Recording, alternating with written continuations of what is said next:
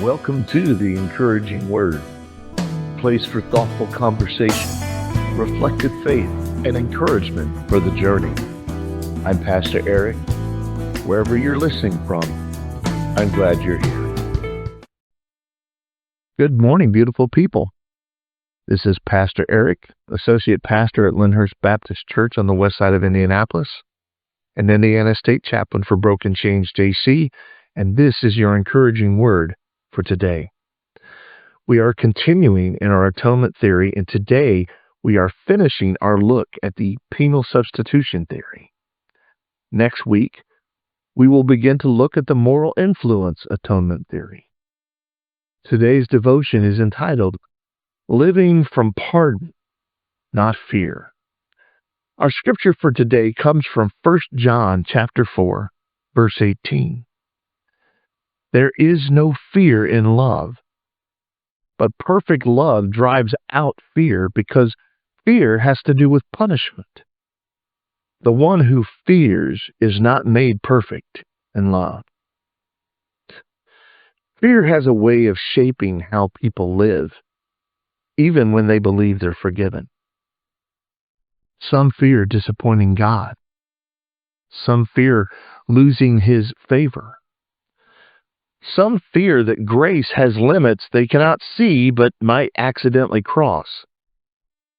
So they live carefully, cautiously, anxiously.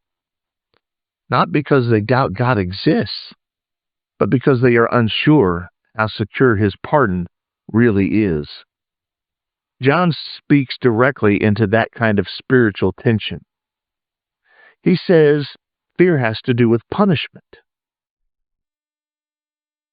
This is important. Fear grows wherever punishment still feels possible, wherever judgment still feels unresolved, wherever acceptance still feels conditional.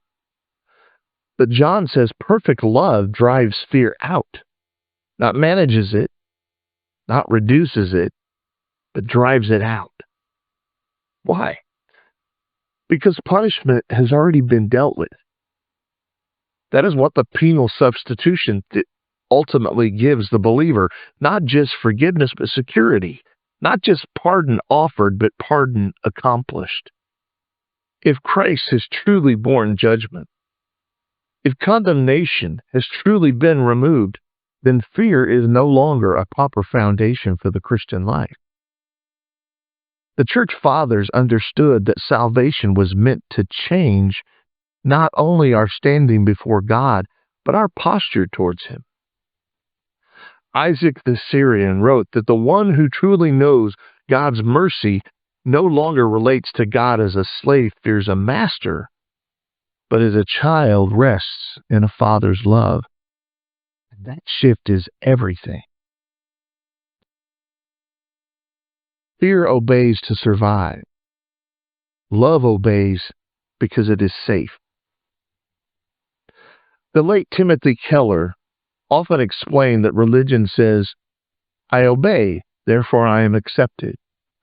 But the gospel says, I am accepted, therefore I obey. One is driven by fear, the other flows from pardon. This is important because many sincere believers still organize their spiritual lives around anxiety, trying to stay close enough to God, faithful enough, disciplined enough to remain safe. But the cross does not create probation. It establishes peace. If Christ has borne punishment, then fear is no longer your guardian. Love is.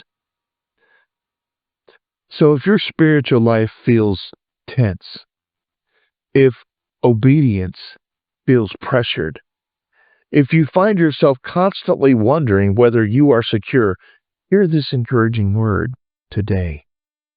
You are not living towards pardon. You are living from it. And love, not fear, is now the truest response to God. So today, Live as one who is no longer negotiating for safety. Live as one who has been pardoned completely. Live as one whose judgment has already been borne. And live as one who is free to love without fear, not because you are strong, but because Christ's work is finished. Receive this blessing today. May the perfect love of God drive every fear from your heart. May you walk today in the peace of a pardon that cannot be revoked. May obedience flow from love and not anxiety. Grace and peace to you, beautiful people. Thanks for sharing this time with me. I hope these words have given you space to breathe and something steady to carry with you into the rest of your day. Until next time, grace and peace.